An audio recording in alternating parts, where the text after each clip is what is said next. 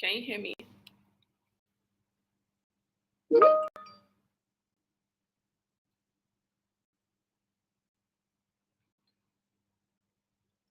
Hi, Ola. Okay, fantastic.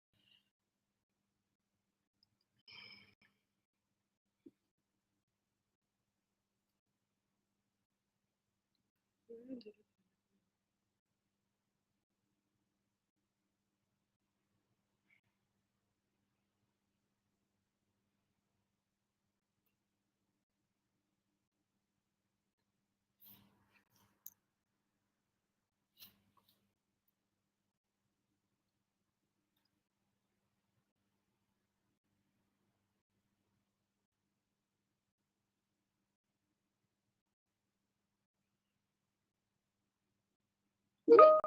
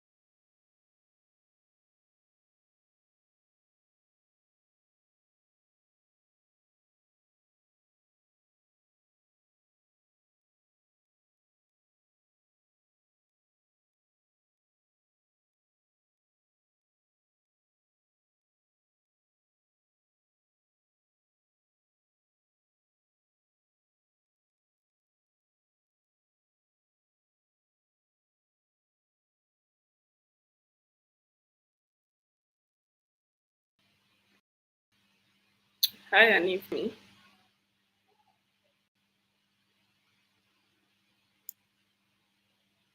Yeah, hi Sakina, I can hear you. Okay, cool.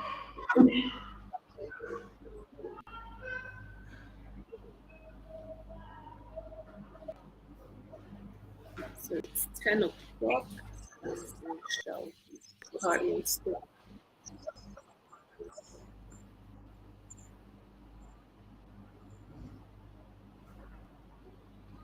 Ola, can you hear us clearly?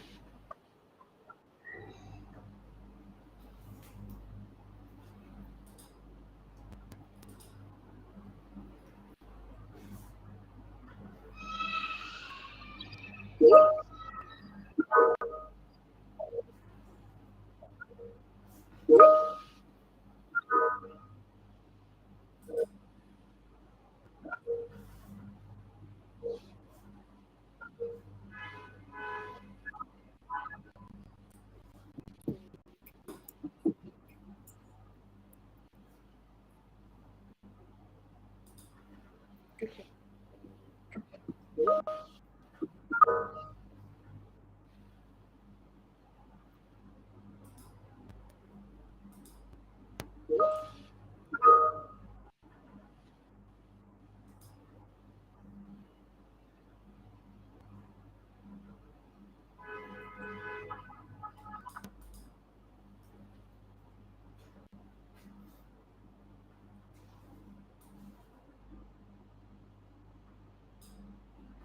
Okay. So I think we would start in a couple of minutes. Um, let's just wait for about 2 minutes. Hi, Oladipo. Hi, Oladipo. I will page you. Thank you for joining us. I can hear you, but it's breaking from my end. Can you hear me clearly now?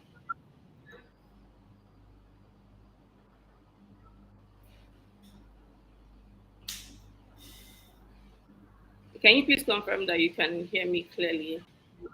I can hear you, Sakina. Yeah.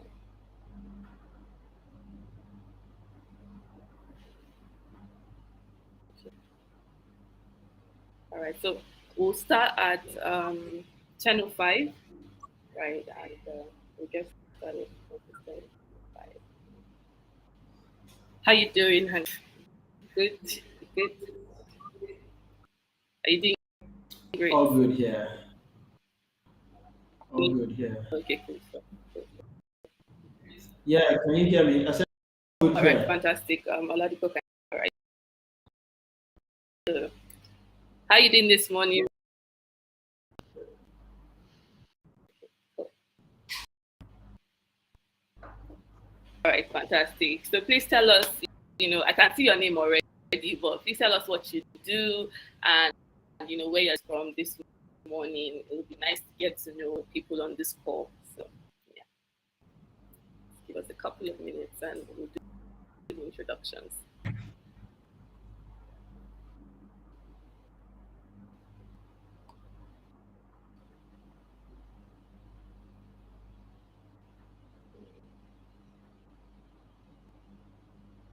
I'm fantastic. I'm fantastic. Thank you. Thank you for asking.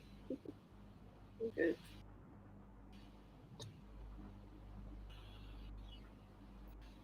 Alrighty, so we have a couple of seconds to go and we will join. We'll start rather.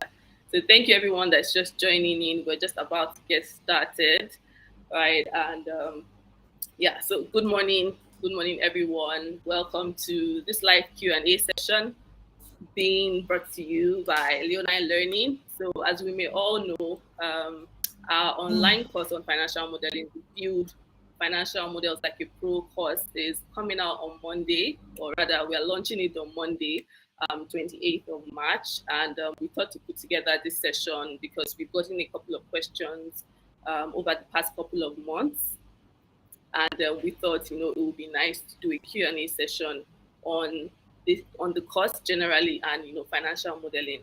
Okay, great. Mr. Oladipo is the CFO of a medium-sized construction company. Nice to have you here. Thank you so much for joining.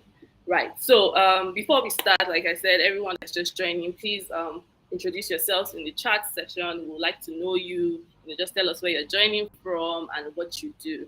Right. So in this session, we'll be answering questions that we've received over the past couple of months. We had a three-part financial modeling series. Trying to demystify financial models. What's it about. How do we build models? How to understand and all that. So we did that through January, February month as well. But there's still some questions that we felt like it was very important that we shared, and that's why we are here.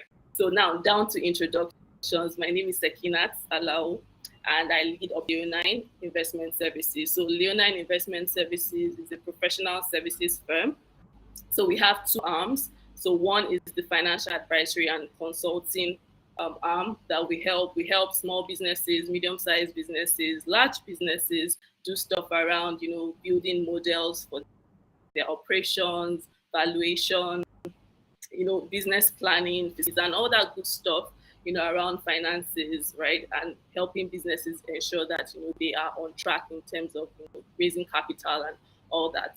Then we also have the Leonine Learning, which is why we are here basically, right? And Leonine Learning is basically targeted at businesses, their employees, and also finance professionals, and even non-financial finance professionals that want to know more about productivity tools. Like we train people how to use the whole Microsoft suite, right? Then we do stuff around finance, so data analytics in Excel, financial. Like while you're here, we teach people how to do valuation and stuff around analytics and financial tools generally, right? So I have here with me Haneef Abbas, who is the CEO of Leonine Investment Services, and is also the lead instructor on the online course, the financial modeling online course. Please say hi, Haneef, to everyone. So Haneef is ACCA certified and CFA certified, and he has over 12 years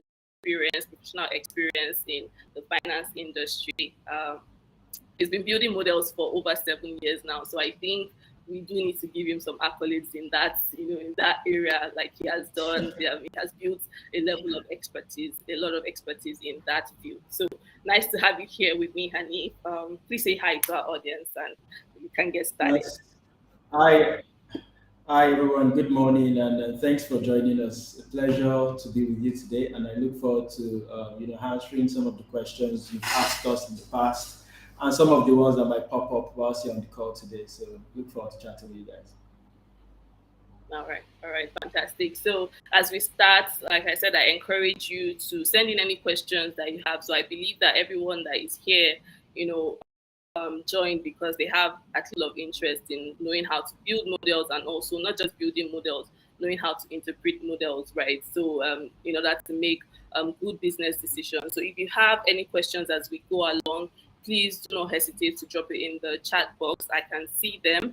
And I also have my colleague Ola here that is also keeping an eye on it for me. So if I do miss anything, he'll be sure to draw my attention to it. Right. So I think, and yes, again, please, as you join, please introduce yourself. Ola, please try and have people introduce themselves and, tell us where they're joining from. So the first question I have for you, Haneef, is, I think before we go into like the proper Q&A, like proper, I want you to tell me about your first experience with financial models. At what point did you come across it during your career, and how has the journey been like for you? So yeah, please do share with us. Okay, thanks a lot for that, Sakina. So I think, like you rightly mentioned, I've been working in finance, corporate finance, investment banking for over 12 years. Right, started my career with FSDH Merchant Bank as an intern, so I wasn't really doing a lot of the cool stuff then. But then I joined a leading commercial bank at the time, a universal bank, I'll say. So universal bank being that they do both commercial investment banking and project finance.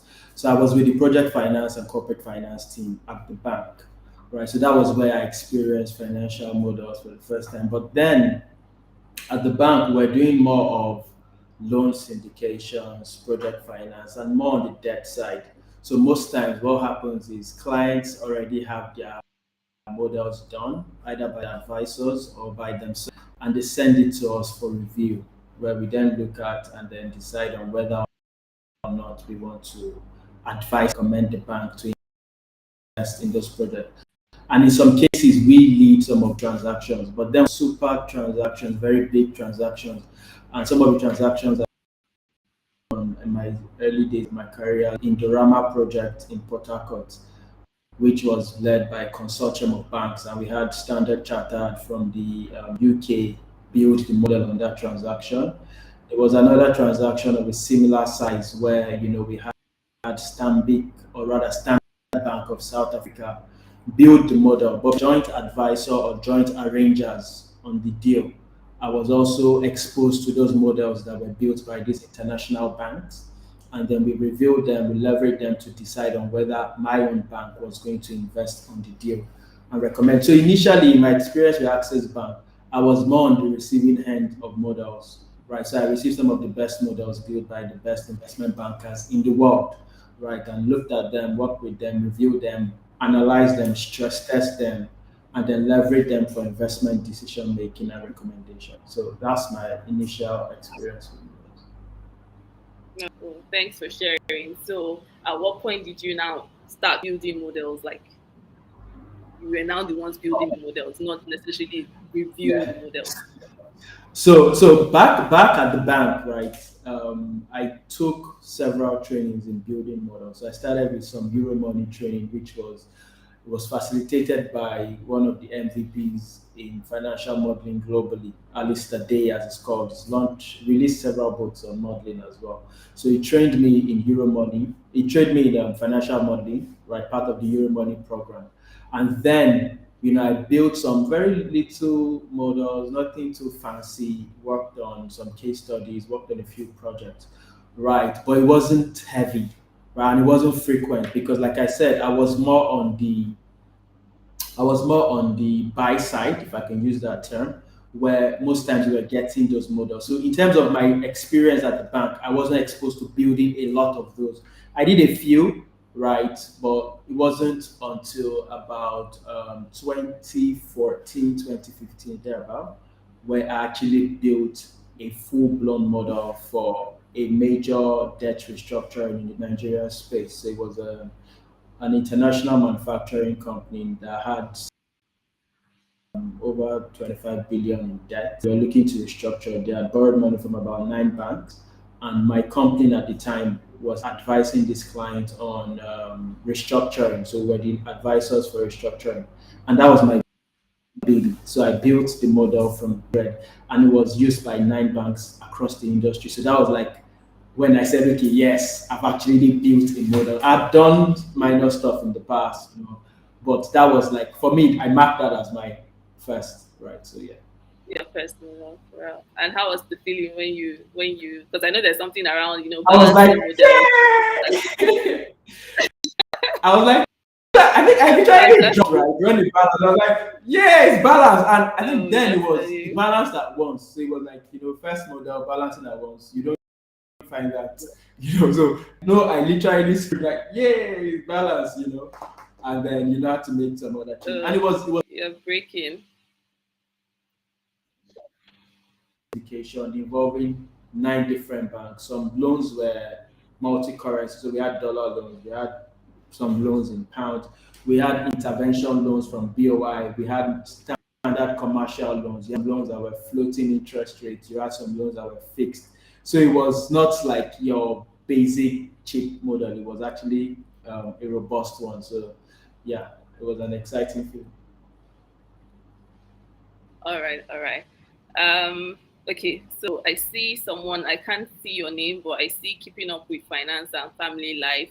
Welcome. Please introduce yourself. I see some questions from you and I'm noting them down. Hanif will definitely answer them as we go along. Right. So great. So the second question I have, during the first webinar on exploring financial models, there were couple of people, in fact, a lot of people, when I asked what do they want to achieve from that webinar, they asked, they just wanted to know what is this financial modeling thing, right? So a couple of them were like fresh out of school analysts, and they just wanted to know what is financial, what is a financial model, and how is it prepared, what are the basics, how does it work. So they just wanted to have like a good overview of what financial modeling is about. So do you want to share a bit about that? Okay, sure. So, in the finance space and private equity, investment banking, and finance generally, right? When people say financial models, they're usually referring to financial statement forecast models, the three statement forecast model. When I say three statement, that includes your income statement or your statement of income, your statement of financial position or balance sheet, as it used to be called, and then your cash flow statement. So usually when people say financial model, they're usually referring to forecasting those. But at the very basic level, a model is something that has inputs on one hand, right? And then you also have some calculations or some computations being done in the, you can call it like the black box. And then you have an output that comes out from there. So that's really a basic model. So you have some variables that, based on the calculations you do on the back of those variables, you get out some output. And then if you change those variables on one hand, then the outputs also change on the other hand. So that's like a basic model. So with financial forecast model, you're trying to forecast your income statement, balance sheet, cash flow based on assumptions that will drive each of those statements. And then you do the different calculations so that you're able to say, okay, over the next 5 years, this business will grow at X% rate. Their revenue will reach this. They will be so much profitable. They'll have so much in assets. They'll have so much in cash flows. So at the very basic level, that's it. And it's very useful for decision making, right? Because businesses need to take capital decisions. Should we, get into this business or should we not? Should we buy this or should we not? Should we sell? Should we do this and things like that? All right. Thanks, Hani. So that brings me to my next question on, why do we use financial models? I know you've mentioned about one or two now, but can you shed light on some other use cases for financial models? Sure. So there's several use cases for financial model, right? In my experience, I've been like an investment banker, corporate financier from like day one. And one of the key ways we use the financial model is for deals, right? And when I say deals, you're trying to either raise money for a client or you're trying to sell an investment, sell a business. So most times you're looking at, what are the forecasts? What's this business going to do right next, 5 years, 10 years, and how much can you get? Or you're looking at the sale of oil assets. So I worked on earlier in my career. I worked on several transactions in the oil and gas space where the IOCs were divesting. That's the international oil companies. And in those sort of situations, people that are looking to buy, new companies that are looking to buy, like think of the Seplat in those days or some of the other guys, they are looking at the cash flows, forecast cash flows that can come out from these assets. And for them to decide how much should we pay for this, because a core principle in valuation is that no reasonable or rational investor will pay for an asset an amount that is more than the expected cash flows that the cash flows they expect to generate. So most times to determine what those cash flows are, you need to build a model that will help you forecast what the cash flows will look like for the X number of years or for the life of the assets. There are some assets that are finite life. So you use that to forecast the cash flows and then you discount it. So it's very important for valuation. Then in those same scenarios, there are decisions around how much do you want to pay, because for some of those assets, they are bidded for. If a company wants to raise money, most times they might decide to make it an auction so that they can get, better price discovery and it's also more competitive and get maybe the best value. So it's competitive in the sense that people are then saying, okay, I'm going to pay X for this company and I'm going to pay Y. And then for you to determine how much should you pay, you need to first determine what's the reasonable value based on certain assumptions. Obviously, nobody knows for sure because in those kind of assumptions, you have things like what's the price of oil. And back in those days, the people were forecasting with oil price based on $100, $110, and then maybe oil price might even crash, and then your valuation is out of the door, right? But you will still do some analysis to say, okay, what is the reasonable price to pay for this asset? So valuation deals, those are like useful cases. In some other businesses that maybe they're not even doing transactions, but it's just for budget purposes, and most companies do budget on an annual basis, and they say, okay, for this year, what sort of profit, what sort of revenue do you want to achieve, what sort of profit? A financial model can help you, forecast what your monthly profit, or monthly revenue, monthly profit, monthly this, monthly that, monthly financial performance can look like. And then based on that, you can track your performance on a month-on-month basis as the year goes by. So it's also useful for that. In some instances, it might be for cost optimization, right? And a lot of times when private equity guys do transactions, there are different ways they realize value. One way is they try to buy low and sell high. Another way is they buy inefficient assets, and then when they come in, their strategy is to optimize and make them more efficient, right? So, and part of that, depending on the goal. So, for example, for a cost optimization objective, then you are then looking at what are the cost drivers of this company, and then you can then model out, what would the cost look like if we did X or if we did Y. What would the cost look like if we brought this and joined it together and do that. So modeling also helps you with just sort of objectives like cost optimization. Even marketing campaign. A lot of companies do marketing campaign and they say, okay, we're going to, buy X amount of this. But you want to see that will this campaign justify, would the ROI be made? And then how do you do that? Maybe you're looking at, okay, if we spend X amount on Google Ads, how much users are we able to acquire? And what's the lifetime value for these customers? What's the acquisition value? You can actually run that model. See that, okay, if you spend this amount, you might be able to put it. And we usually say like garbage in, garbage out. So if you have strong actions and drivers and you leverage them for whatever purpose you're trying to get, then you're able to make decision. At the basic, at the heart of it, I like to tell people that financial model is for decision making. It helps you make decision, it guides your decision making, right? Because you're able to sensitize stress tests and do all these things, and you're able to come up with results. So I think those are some key points. So for deal purposes, for valuation, for acquisitions, mergers and acquisitions, for cost optimization, for budgeting, and then several others that can also come up. All right, thanks. So I have a question from Cynthia, who is an MBA student at Lagos Business School. She's trying to switch from business development to being an analyst. So she has two questions, but I'm going to start with one. So the first question is, how long does it take to build a complete model? Then I also have another question from Oladipo, who says, what are the types of financial models that we have? Okay. Yeah. So I'll take Cynthia's question. How long does it take? So it depends. That's the diplomatic answer. So some models can be done a day, in less than a day. Some models can be done in 3 days. Some models in 2 weeks. Some models maybe 3 weeks or even more. So it depends on how much information do you have, how well you know the industry, right? Because model is not just about jumping numbers together. You need to have thorough understanding of the industry, what the industry drivers are, things like that, right? So depending on how much you know and how much information you're affected.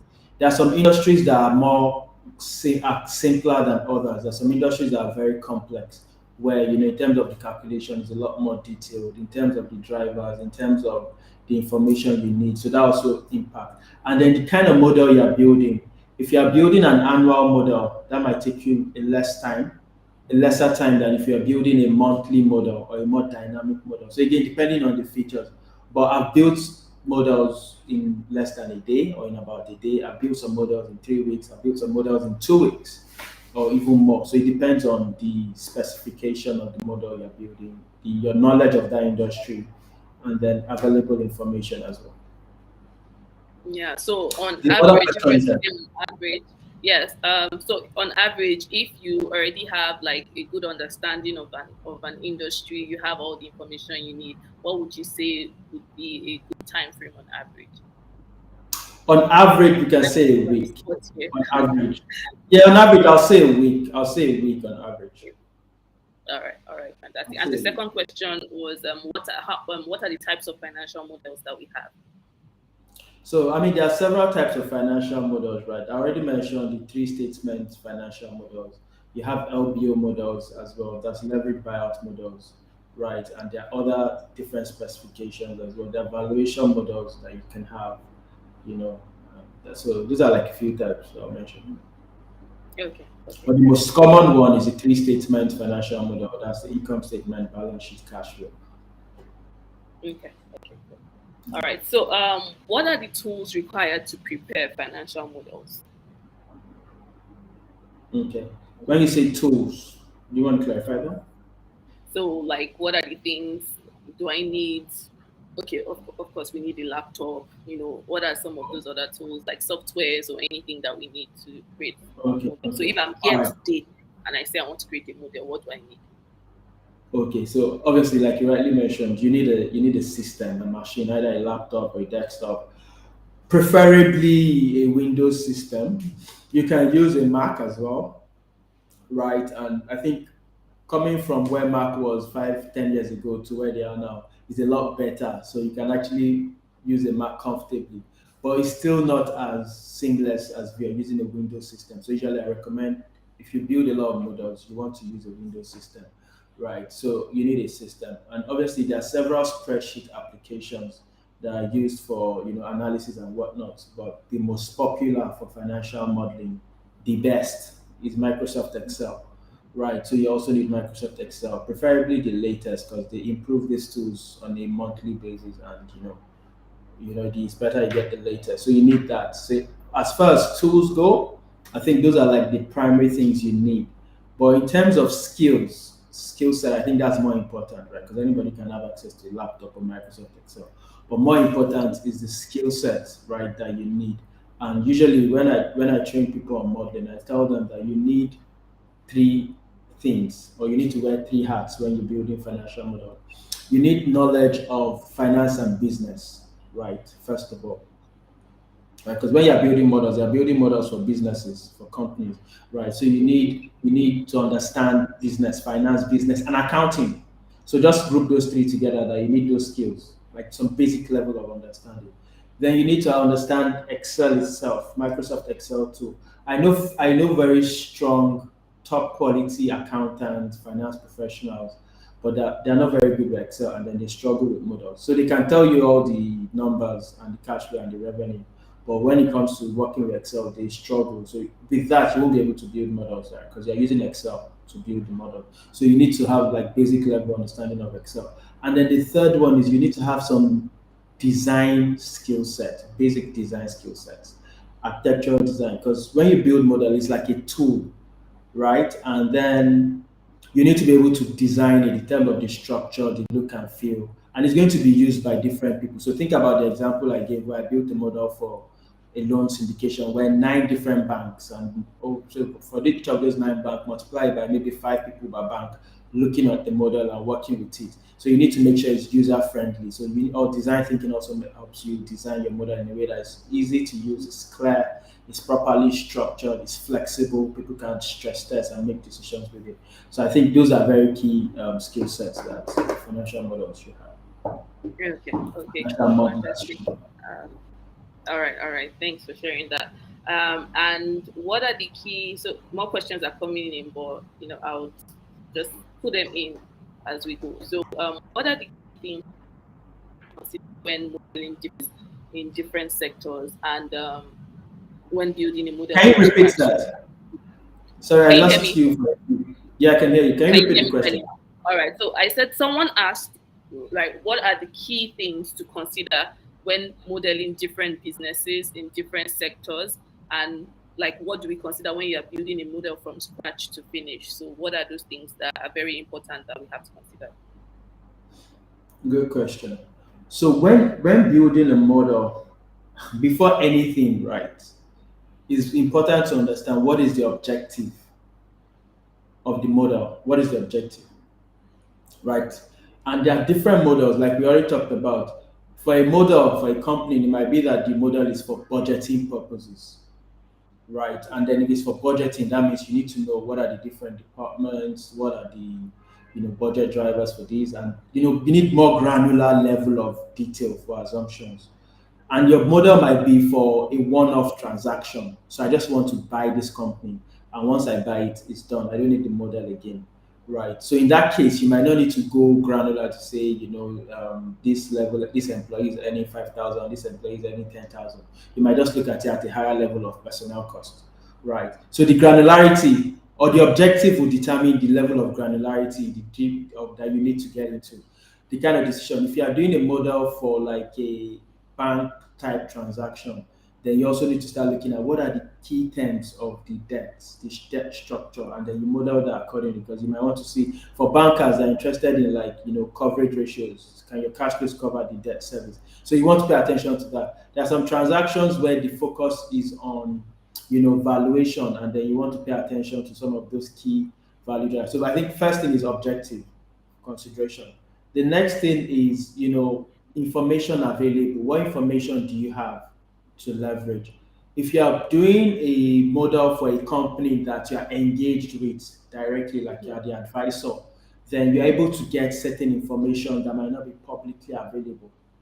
Right. So then you are able to build your model to a much higher level of quality and credibility. If you are building a model just based on you going to the stock exchange and pulling the annual report of the company, or going to the New York Stock Exchange and pulling the annual report of a listed company, then you are limited to the information in the public domain. And for most businesses, they don't disclose some of the key drivers of business. They might just tell you revenue is $1 billion, but they don't tell you which products or which geography or what was the price that they sold per product or what volume did they produce. They won't give you those details. And if you are building a model, you might need those details to better forecast, right? So with that, you need to think about what level of information do you have, and do you have access to more information? Because if you don't have, so if you are building a model for a company, like you're building a model for Twitter, for example, and you don't have the number of registered users or the amount of subscription they collect or what they charge their advertising companies, then you can't necessarily go down unless maybe you have other sources where you can get the information. But ultimately, the information you have will determine what level of granularity or drivers you can focus on in your model. So that's also important. Then the frequency of the model. There are some models that you build that will just be used once and dropped, right? There are some models that you use that will be continuously used on a monthly basis. You are recalibrating the assumptions, and then you're checking actual with that, and then you keep updating. So the level at which you build those kind of models will also be something key to consider before you start building, right? So I think those are like very key considerations to have when building financial model. And then in terms of from 0 to 100, when you build models for a company, if it's an existing company, you always want to start with the historical performance, right? Because with existing companies, there are performances that are accumulated. The entire balance sheet is a summary of the finances from inception to date. So if you are building for an existing company, you have to start with that, and then you then use that as an opening balance for the forecast period. So you need to have the existing, and then you analyze and understand. You can't build a model without thorough understanding of the company. So before you even start any modeling, you have to have understood the industry, the business, its performance, and whatnot, because those are the things that will help you then come up with the drivers. You can then see, okay, for this kind of business, based on my understanding, these are the key drivers. So for an oil and gas company, maybe it's reserves. How much reserves do they have? 2P reserves, or how much is price, you know. For a different company, it might be the number of users or the capacity of the machinery. So you need to understand the business. Then once you do that, you then have an understanding of the reporting framework. Because obviously every business, you are aiming at forecasting the income statement, balance sheet, cash flow. So what does it look like? So it's similar to the common advice. You start with the end in mind. So once you start with the end, which is income statement, balance sheet, cash flow, and you know what are the drivers, what are the different line items, it's easy to then walk back to the inputs. What are the drivers of revenue? What are the drivers of cost of sales? What are the drivers of this? What are the drivers of that? And then you can then build the assumptions. Once you build the assumptions, you can do the workings. So I've done the assumptions for revenue, and it's volume of oil produced times price. So my calculation is then volume times price. And then my revenue, I just link it to that. So with that end, you can then walk back and do that, and then you can move from that. Yeah. All right.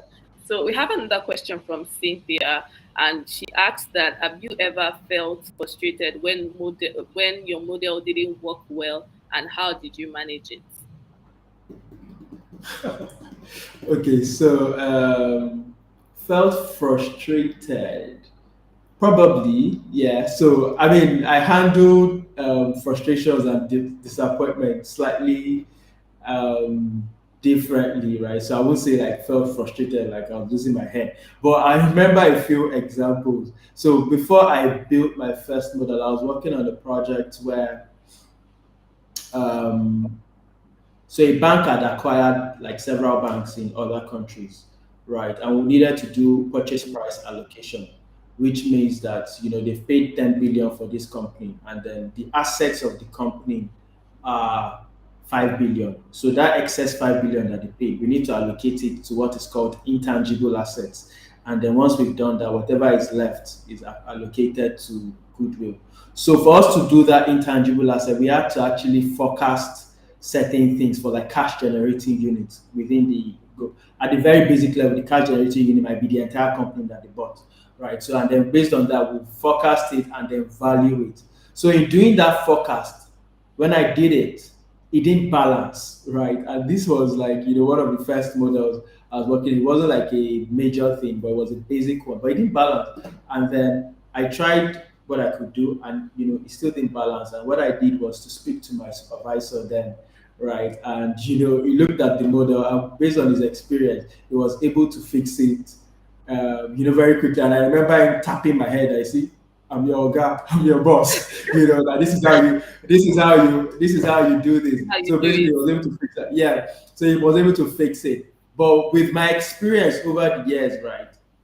When you build models, maybe for an average person, 7 out of 10 times it won't balance at the first time. So it's not a big deal for the average person. For me, most time maybe it's 1 out of 10.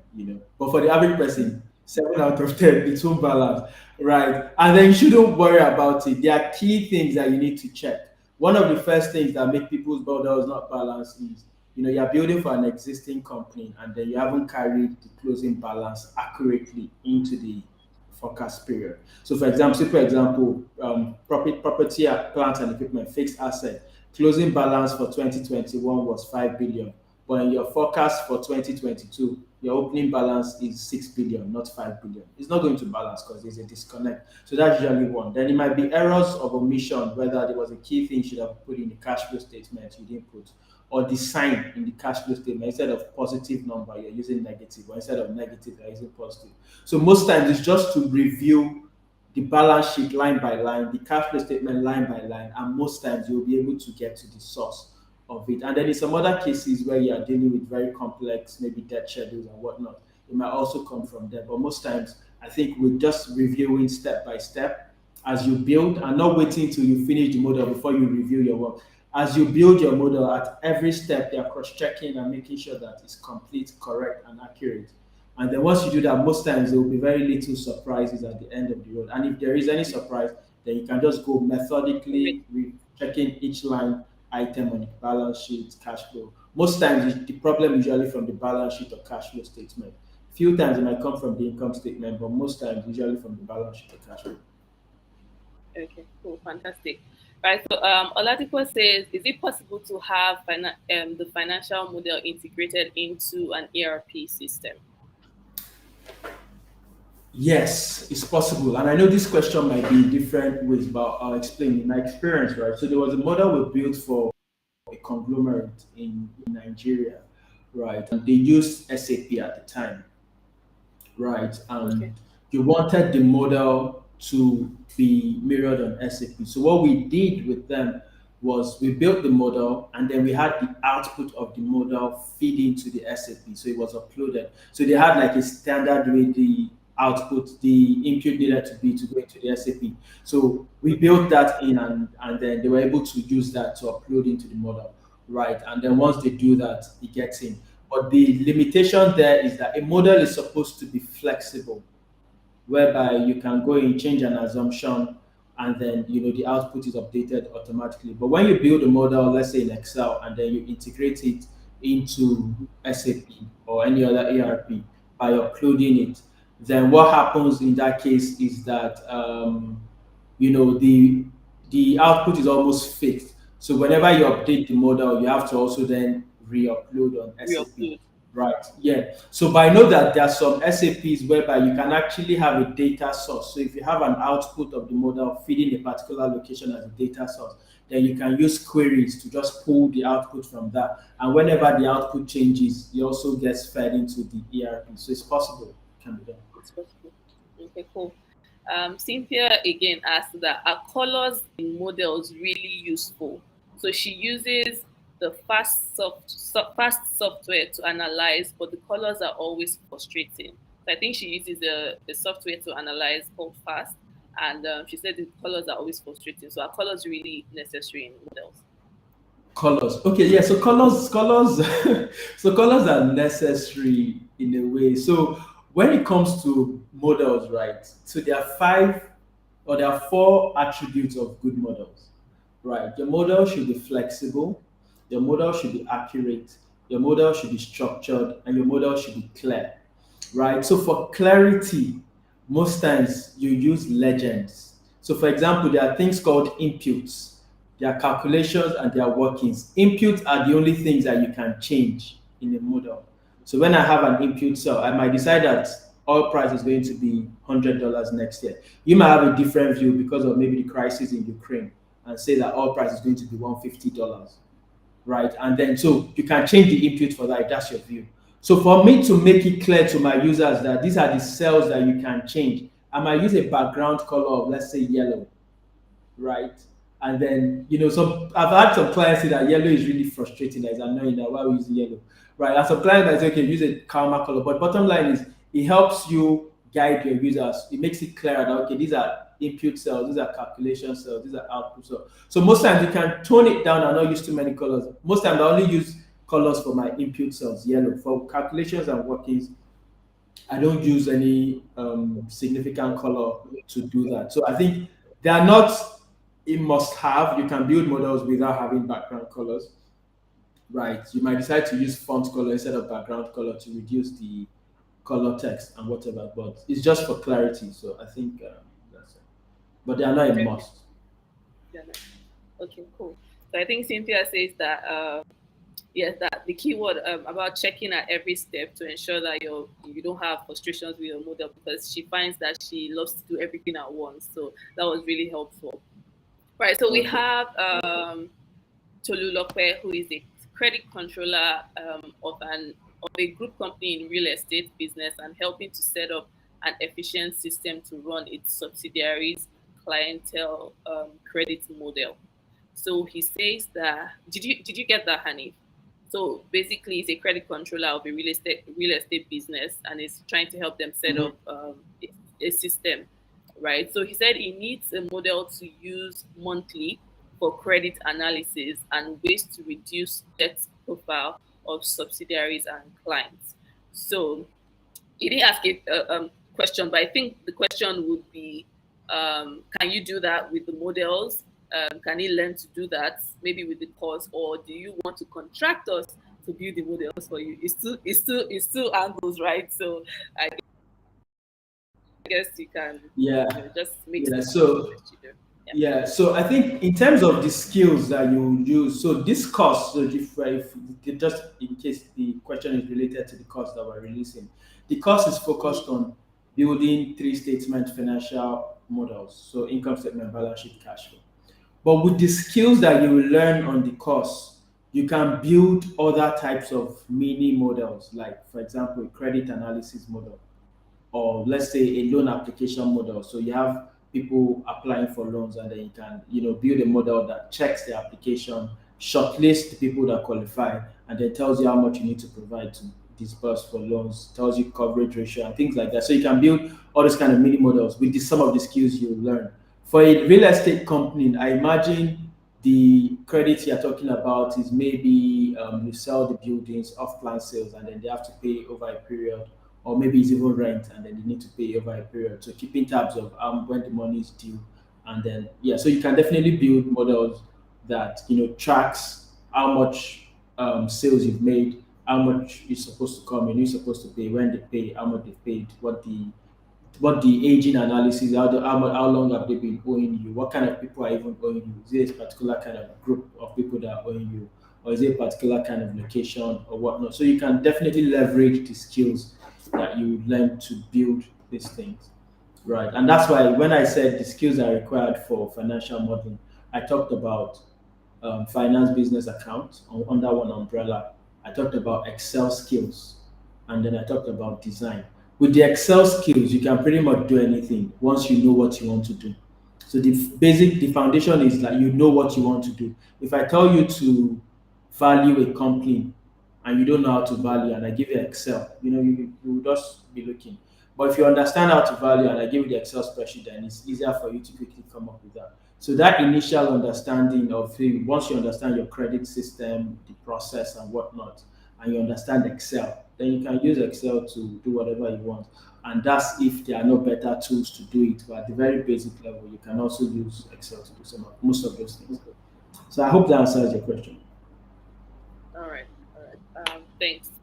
So the next question I have is, what kind of roles need to learn about financial modeling within the finance industry, and are there also roles outside the finance industry that can make use of this skill? So what kind of roles do you need to? I can you say that again? What kind of roles need to learn about financial models in the finance industry, and are there roles even outside, the finance industry that can utilize the skill of, you know, building models and all that? Absolutely. So within the finance industry, right? I can even say almost all roles in finance, like core finance. There are the people in finance that are in HR. Obviously, they don't need to learn.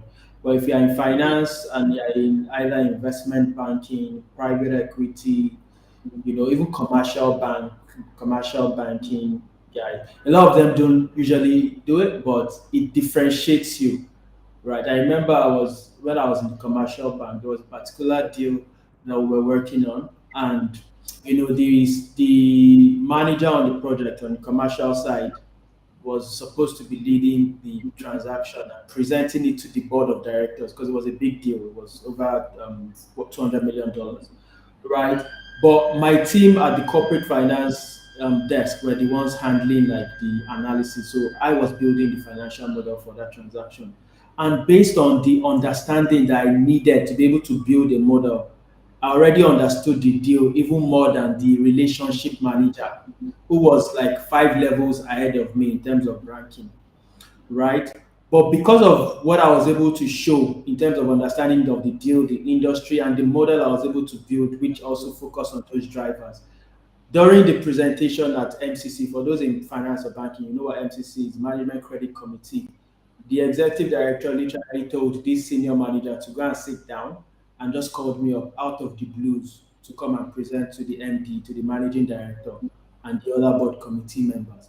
And for me, I attribute that to being able to build the model in a solid way because building model is not about crunching numbers in Excel. You need thorough understanding of the industry and the business first, and then it then shines in your output. So, even people in commercial banks where you are just giving out loans, getting deposit and whatnot, to put it simply, you need that skill to differentiate yourself. So in other roles as well. So generally in core finance roles, you need it. Right. Outside finance, consulting, strategy. I've seen guys in strategy where you're trying to do a strategy for a company.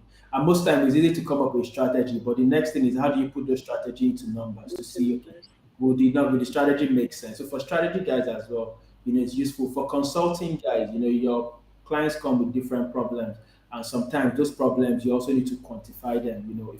If you stop producing this product, your valuation will be this, or if you launch in this market, you earn X amount. So in those different scenarios, you're also doing some modeling. So most times what happens is some of the guys in consulting might work with their deal partners or their deal teams to say build this. But if you're in consulting or strategy and you have that skill, it becomes an additional weapon that makes you more competitive. Right. So private equity, investment banking, guys in asset management, guys in research. Because when you're in research, for example, you're doing buy and sell analysis and you're saying, okay, buy this stock, sell this stock. Most times, those guys have to look at the companies, forecast their cash flows, and then use like discounted cash flow valuation methods to do the value. So you need modeling, you need the skills. So even though you're in research where you're doing a lot of surveys, doing a lot of analysis and data gathering, modeling also makes you stronger, right? So I think those are some key roles. I might have missed out a few, but yeah. What about in project management? There be a use case for that? In project management, I mean, it's not so strong. So my understanding of project management, you're working on, let's say, pick a big project, and depending on the roles with project management, most times you have different teams that are doing different things. But one of the foundations of project management is that you're able to understand the purpose of the project on one hand, Mhm. the benefits and the value that project will bring on another hand, and what that project will cost, right? Mhm. So if this basic foundational responsibility sits within the project manager's purview, which in most cases it does, then being able to determine the cost of a project is actually modeling, because you're then saying, okay, if your contractor is going to be working on a per hour basis and the project will take 3 months and it's working Mhm. 6 hours, how do you forecast the cost for that guy? If you are going to need to bring in X, if you are going to need to bring in Y. So you're basically forecasting like the cost. It's not like a three statement financial model, but it's a simple model that helps you determine what your Okay. project cost is. And then I can then say what are the variables. For project managers, they usually say they have like three key constraints: time, cost, and quality. So if there's a delay in time, what does that do to your project cost? You can model that out and you say, okay, if there's a 2 months delay, that's $2 million extra, right? Or if there is a Mhm. if we don't have enough resources, if we're unable to hire three staff, then that means the project will be delayed, and then that means the cost will go up. So you can actually build a simple model for that. So it's not like a core you must have skill, but it's a Yeah. skill that differentiates you and takes you a step The higher. next step. Okay. Cool. Cool. Cool. Right. So we're watchful of time. So we'll just try and speed up a bit. So are there softwares in the market that can build models in less time and in a less, pull out hair manner, right? And why should I still bother with Excel anyway? Like, why should I? Yeah. And So when I I talk, I'm think not I talking think about myself. I'm talking about someone that asked the question, right? So, yeah. yeah. Yeah. So I think this question, it comes up a couple of times, right? About a year ago, I was speaking with a founder in UK, and he had just launched a startup. Hmm. Right, the name doesn't come to my mind immediately now, but yeah, just launched a startup. This founder used to be an investment banker with Standard Chartered Bank in Dubai, so he has over 15 years experience, and he felt the pain of building a new model for every new project. There has to be a better way, right? And he decided to build a startup, a software that businesses can just go in and then get the models out. So he was speaking to me to sort of understand how useful the product is and things like that. And I looked at it, and on one level, it was going to be very useful to like small businesses with simple models. Simple. When I say simple models, I mean simple business models. It's not complicated. Just this maybe a trading business. You buy goods, you sell goods. Very simple or very basic, simple models without any a lot of with limited variables or complexity. So it helps you get out like your forecast income statement. At the time, it wasn't complete. So remember, I said the financial models are usually three statement: income statement, balance sheet, cash flow. Right? Those are the Hmm. core. So at the time, that software could only do one of those, the income statement, which is like the one everybody likes and knows, right? Tells you your profit. So yeah, you have tools like that that helps simple businesses, small businesses. You just answer a few questions, put in a few variables, and then voila, it generates that, right? But there are certain industries, certain kinds of projects where it might not be suitable. It might not solve the entire problem because it's just more complicated. There are different variables. We usually say no two companies are the same, right? So even when we build models and then you've done for a previous bank, if you are building for a new bank, you are not just going to take that previous bank and edit it. Most times you might still need to build from scratch or maybe leverage certain things, but you are still build because no two companies are the same, right? Depending on what level and your objectives, right? So yes, I'm aware that there are some softwares that the promise is to help you get financial forecast. And once you download it, it just gets you like hard coded numbers that you can submit for a loan application, and then it just does the work. So if you are a small business that you need to submit a loan application to your bank or to BOI, and you just want something quick and dirty, there are some softwares that you just put in those information and then they will print out or they will send you a raw Excel spreadsheet. It's not going to be flexible because just coded, hard coded numbers, like typed numbers, and then you can use that to submit. But for any significant deal, it's not going to cut it because most banks want models that are flexible, that they can change the interest rate and then see the impact, not that they will have to send it back to you and tell you go and print it again. So a model is flexible, right? In the sense that you can easily come and then you can easily share it. For some of those software, you might need to subscribe as a user and Yeah. then be able to see that. But if you are sending it for a bank application, then you can't just it's not easy to do that. What you can do is download it and send it. And then what you download is not going to be in a bankable form. No serial unless you're asking for maybe $1,000 or a small amount. But if you are doing serious deals like the project finance deals, M&A transactions, most times you are still doing. I've not seen any product that will give us the kind of quality that are usually required on those deals. But on the lower end, for smaller, simpler businesses with simpler objectives and requirements, simpler stakeholders, then there are a few tools out there that solves the problem. And again, I might be missing a few things there, maybe in terms of other things I might have come up, Okay, I but think I've at least based lost on you. my knowledge as of today, yeah. Yeah. Yeah. So I know I did do a couple of, I did some research on like softwares and all that. So there are softwares on the market. So I think one of them, like Cynthia said, is maybe fast. So I know about Modano and the like. So but I think at the core of it, right, to use all the softwares, you need to have that basic understanding of, what financial models are about, what goes into it for you to be able to use the software to the best of their ability. And like you said, they have to be flexible. So, and no two businesses are the same. So there are so many intricacies and all that. And again, Excel is a tool that it's used by most, like almost, it's easily, like it's readily available and it's used by most businesses, most professionals. So it's just easy to pass it around, and you can make edits in real time and all that. So yeah. Can an individual who is not a finance professional learn how to build models? You have to have a solid finance background. So I know you said that there are three hats that you need to wear. Is it something that you can learn on the go, or must you have maybe graduated from accounting or something else? Someone like me, can I learn how to build models? No, you don't. You don't need to. You don't need to graduate from accounting, right? But you need to be super curious. You need to be super committed. You need to be eager to learn, right? Mm, Financial modeling is not for everybody, mhm, right? There are people that actually study finance and accounting, but they just can't model. So you need to be curious, you need to be committed, you need to be eager to learn. It's something that if you don't practice, you're going to lose it. If you don't practice, you're going to lose. So you need to be interested in it so much so, and then you can learn. For the other things, you can learn them very quickly, and the learning curve is very short. I tell people like you can go from 0 to 70 in less than 6 months. mm, Right, and I'm just saying 70 not to be too bullish, but the learning curve is very short, right?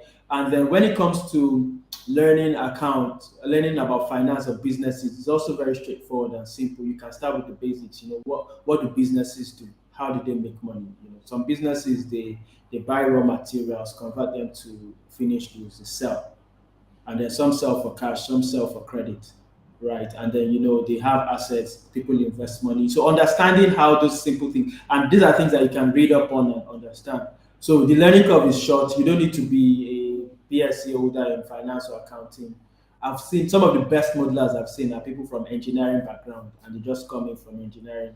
They are intelligent guys, they're sharp, they're interested, they like finance, they learn it, and then they come out super and they're doing great. And I've seen so many examples of people like that. I have one under my wing currently, zero knowledge of finance or accounting from engineering is performing superbly. And there are several other stories like that. So you don't have to be an accountant or an expert, but you need to be interested and be willing to learn because it's a lot of work. Yeah. mm. Yeah, we hear you. It's a lot of work. So when you were speaking, you said that financial modeling is not for everyone, and I had the question of, so who is the course for? Who is this? Who is financial modeling for? What are the types of people that? financial modeling stuff. Yeah, so I mean, to put it simply, I would say this financial modeling course is for forward-thinking professionals, people that want to differentiate themselves, high-flying finance professionals, business professionals that want to differentiate themselves from the pack, right? I've seen several people that have worked in banking. Some people have worked in investment banking, right, Mhm. for 20 years, but they can't build models to save their life, right? So it's not for everybody. You might be in a private equity firm, and then you still don't know how to build models because maybe you are more on the strategy side around this, and it really differentiates you because, like I mentioned, it's for decision making. Right. So for those high flyers, those forward-thinking professionals, those that want to differentiate themselves, they are keen to learn and are willing to put in the work. Because like I mentioned, it is not a walk in the park. You need to practice. You need to, because to build a model, just think about it that you need to understand the industry, you need to understand the business before you can then start thinking about how do you then think about the assumptions to use the calculations and then doing that. And it takes a lot of time. So sometimes you might have to work long hours, you might have to read widely and tell people that work with me or that I train. If you are building a model for a company, you have to read the financial statement. It might be a 300-page document from back to back, cover to cover. If you are doing your model in a 3-day time or in 1 week, you must read everything, understand it. Then that's not the only thing you are doing. You're also researching about the industry, about the players in the market, about what prices in the market, other drivers, and then you're bringing all these things together to come into your model. So again, I say it's not for everybody, but anybody can do it. Once you're curious, you're interested, you're committed, and you're eager to learn, right? So, yeah. Yeah, fantastic. And I'm rounding off. So someone wanted to know that we're in we're in the technology age where technology is fast evolving and all that. So the person wanted to know what is the firm basis for financial modeling and what is like the futuristic use. Like, would it get obsolete? You know, as we go along, as the world develops a little bit faster. What's the future of financial models? I mean, I can't claim to know the future. So even if I build forecast, right, I can't claim to know the future, right? But one thing that is clear is that technology is becoming is coming at a very fast pace. It's coming for a lot of sectors. It's transforming a lot of sectors, and I think the need for financial models will probably not go away, right? What might happen is the form might change, but Mhm. for deals, people will still need to know what is likely to happen in the future, how much cash flows, what's forecast. Cash flows will remain king, and people will still want to know the pattern of cash flows, right? And then, so there will still be a need for that. But in terms of the form, it might change, and it's already changing. Fast forward 10 years ago, you couldn't, build on browsers, build models on browsers. Today, people are building models on browsers. You have models on the cloud where people can share, collaborate on the same tool, right? So tools are evolving. Microsoft Excel has evolved quite a bit, and then even things like artificial intelligence are already being built in to models, right? You might have things like where you can build a model and then it's distributed via a mobile app, right? And you within the Microsoft suite, you have these power apps that are already common now, where you can build tools on Excel or other tools, and then distribute them or deploy them through mobile applications or through cloud software. There's also the Power BI, platform where you're also, using. You can see that online anytime, anywhere. You can also look at that on the mobile phones, and you can feed in model output into that. So I think in terms of the form, that might change. It will evolve. So you might see more distribution through technology online instead of just sending 7 MB Excel files. You're collaborating online. We're already doing that today. And then in terms of maybe mobile apps and then seeing stuff, you can also do that and then play around with that. So I think the form might change, but the core concepts behind it won't change. The need to know what a business will do in terms of cash flows, They need to know what's driving a business. They need to make a decision based on several variables. That won't change. The form might change, right? So a lot of time people get too focused on Excel formulas, crunching, but that's not the work. The work is understanding the business, the drivers, what's likely to happen, and then having insights about what's changing in the markets. What those are the valuable things. Anybody can learn how to write a formula or how to do that, right? But those other insights, those ideas, those knowledge, those won't change, and the impact of those won't change. The decisions that needs to be made, that's unlikely to change as well. It might be made easier through programming, through more advanced. So maybe you won't spend 1 week like I initially said. Maybe with just a Hmm. few clicks, they are done, Yeah, right? just a couple of. Cool, fantastic. All right, so Joshua says, can financial models be applicable to credit risk officer um, or someone with no experience in finance?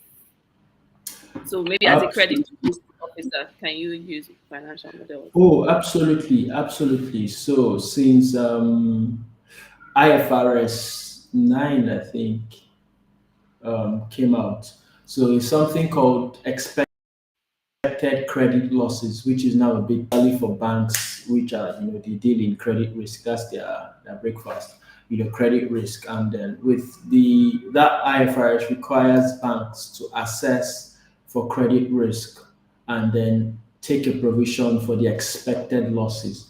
And the way you do that in most of the cases is something called like general approach. You pretty much have to forecast the credit exposures, right? Again, forecast. So you're using your financial model to forecast the credit exposures. And then you're also even doing like some forecast for macroeconomic inputs.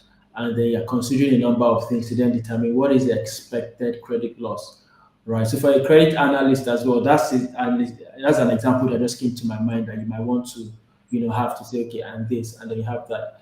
And then, with data, with the amount of data people are getting today, you're able to analyze several past records of data and then see, are there particular groups of individuals that are more likely to repay loans than others? Or are there particular types of people with personalities that are likely to repay better than others? And as you are doing forecast as well, you can also then say, let's target this market because they have higher probability based on past record, and then you can advise. Because as a credit risk, your goal is to minimize your risk, right, whilst maximizing value. So you don't want to stop giving out loans, for example, but you want to give out loans to the right groups. So a credit risk person that is skilled in those sort of analytic skills and forecasting skills can better even add value. Not just being a police officer to say you did not give this loan with security, no collateral, but also say, look at this group of people. They are likely to repay based on the analysis and the insights. Again, insights that you can get from that and on your understanding of the industry and the business models, then you can do that. So I think even for those guys, it's quite valuable. Cool, cool. So we have Filma Wang, and she says, what would you recommend to someone like myself who is getting into the banking sector for the first time? So I'm not sure this is particularly related to maybe the course or anything, but she's just Mm. asking for more your recommendations on, what would be your advice for someone that's just getting into the banking sector? Hmm. So I think for someone that is getting into the banking sector, I'll take it from perspective that is core banking and not HR in banking or corporate communications in banking, but like core banking, right? I think it's important to leverage technology, right? I worked in the banking sector myself, and my my impression of the general, and this is again in Nigeria, so countries also differ, right? Mhm. But most times, traditional banks tend to over optimize for deposit mobilization and granting of loans, right? And they don't, again, this is based on my experience now. I'm not sure what the current situation is, but based on the years I worked there, and based on my experience now, a lot of times they over optimize for those two things I mentioned. And then, you know, in terms of today's market, technology is everywhere, it's pervasive, right? And for you to do some of the things you do, if you leverage data analytics, gathering the right data, yes, you're not losing sight of deposits and liabilities, deposits and loans. Because as a bank, as a traditional bank, your business is financial intermediation. So you want to get deposits from your clients, and then you want to also give out loans. That's how you make money, right? But the mode in which you do it should also be in line with times, leverage technology and data. So having the right analytic skills to understand, your customers better, and to provide intelligence and insights to them that can better help them, you know, generate value and keep value, and also help you in the same vein also do that. I think is something that is important. So thinking about how a lot of the things that you would do as a bank can be better improved through data insights. Should you be focused on this group rather than this group? Are there particular products that you should be developing and selling to your client rather than this? Is there a particular method? Are there, times where you should be reaching out? Are there, different services or complementary services that you should do? Leveraging the power of data, I think, is very important. And for me, I didn't get that advantage early enough in my banking corporate finance career, because most times they are doing valuation, they are doing this. But a lot of times the real juice is actually in the operational details, where they are generating billions records of transactions. What insights are there? And the insights that you get from that can even help you in your valuation and in your modeling and all that. So I think having that analytic mindset and being able to quickly cut through a lot of noise and focus on important drivers of business. At the end of the day, all of us are just trying to create value, and you're trying to also help your customers add value and retain some value yourself. So having that data analytic mindset, focusing on data, getting the right insight can help your career, in the sense that you're better able to provide value to your clients via insights, via new services, via new products, via quicker service, via value add and all that. So that'll be my feedback for Filma. Alrighty. So we are way back. We've taken about 5 more minutes, but I just wanted you to quickly run us through the course, right? The financial modeling course. What should people expect, and what process would you take people through basically in the course? All right. So thanks for that. And in terms of the course, right, is an introductory course to financial modeling, and the core learning objective is that by the end of the course, everybody should be able to build a model from 0 to 100, right? And the journey is going to start from a recap or a reintroduction or an introduction, as the case may be, into Microsoft Excel, because that's the tool that we'll be using to build the model. So what exactly is this tool? How does it work? What are some of the key things to know about it? What are some of the useful shortcuts or tips that you need for modeling? Because when you build model, you want to do things in the shortest possible time, right? Because they compound, right? So we'll start with that recap. Then we'll also get into a review or an introduction into financial statements. So what exactly are financial? So, like we mentioned, the goal is to build financial statement, income statement, balance sheet, cash flow. But what are these things, right? So, we'll talk about them. How do you think about income statement, balance sheet, cash flow? How do they connect? How do you analyze them? Some financial ratios that you need to do to get better understanding. Because when it comes to understanding a company, you can get a lot from the numbers, right? But the numbers might not tell you the whole story. So, you also need to still research and then cut through some other kinds of information. So, after the Excel recap, we'll also look at financial statements, learn a lot about the different statements, what sort of information are we going to get, what are the key things to note, what are the elements of accounts. So, and there are five main elements. So, we'll talk about revenue, expenses, assets, liability, equity. How do these five elements come together to form your financial statement? How do they drive each other? So, if something happens in my revenue, does it have an impact on my assets? Does it have an impact on liability, equity, or all of them? How do they come together? Because at the end of the day, you're building an entire statement that brings all these things together. We'll also then look at, what exactly are financial models? Why do people even build them? How do you go about building them? What can you use them for? what sort of decisions can you use them for? How do you think about the assumptions that you would leverage, the drivers, how do you think about them for this kind of industry, for that kind of industry, for any kind of industry? And then what sort of workings, calculations are you going to need to do?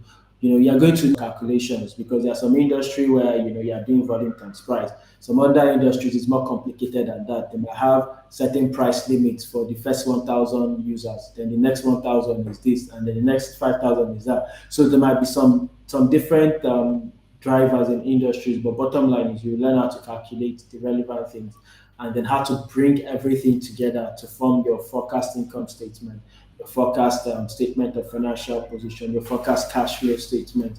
And then part of the course is also not just stopping there, but also going ahead to analyze it. Right. Numbers themselves don't tell us anything unless we start analyzing them to say, okay, at what trend are we growing? How did that compare with last trend? How does that compare with competitors or industry average? What's profit margin? How much capital do we need to, do this business? What's the value? What's the return? And some other ratios will also do that. Then ultimately we'll wrap by building in sensitivities and scenarios into the model. So yes, we are trying to forecast, but we know that we don't have the crystal ball or we don't have that magic wand to say, okay, this is what is going to happen. So we usually build in scenarios to say, okay, if oil price is above $100, what does it look like? If it's below 70, what does it look like? So you build in that, and then ultimately you also want to build in a dashboard that makes it easy to summarize the entire output. And then for decision makers, they can quickly get the full picture and make quick decisions. And then if they need to drill down into more details, then they have the benefit of having your model to go in for more details. But at the end of the day, we want to have like a dashboard that tells the full picture, gives the whole story. And again, that gives us the benefit of analytics and able to derive insights from whatever has been done. Right. Awesome. Awesome. So my last question is, what are some hurdles or major hurdles that anyone maybe taking the course or trying to learn how to build models may face? Did you get that? Yeah, what are some hurdles? Yeah. Was that the question? Yeah.